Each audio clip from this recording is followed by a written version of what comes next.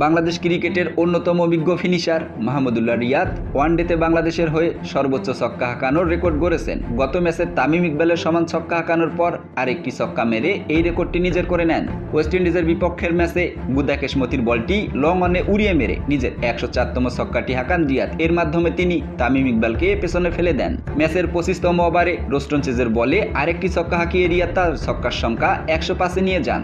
এই ম্যাচ শেষে মাহমুদুল্লাহ রিয়াদের ওয়ানডে ক্যারিয়ারে বর্তমানে 243টি ম্যাচে ছক্কার সংখ্যা দাঁড়িয়েছে 105টি। তামিম ইকবাল 103 ছক্কা হাঁকাতে খেলেছেন 248 ম্যাচ। মুশফিকুর রহিম 271 ম্যাচে ছক্কা হাঁকিয়েছেন 100টি। ওয়ানডের মতো আন্তর্জাতিক টি-20তেও মাহমুদুল্লাহ রিয়াদ বাংলাদেশের সর্বোচ্চ ছক্কা হাঁকিয়েছেন। 141 ম্যাচে তার ছক্কার সংখ্যা 77টি। 3 ফরম্যাট মিলিয়ে তার মোট ছক্কা 206টি এবং 4 943টি। 38 বছর বয়সী মাহমুদুল্লাহ রিয়াদ শুধু একজন ফিনিশারই নন, বরং বাংলাদেশ ক্রিকেট ইতিহাসে একজন অসামান্য ক্রিকেটার।